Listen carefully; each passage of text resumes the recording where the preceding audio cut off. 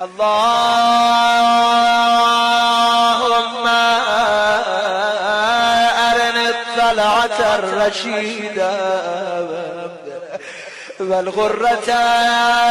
الحميدة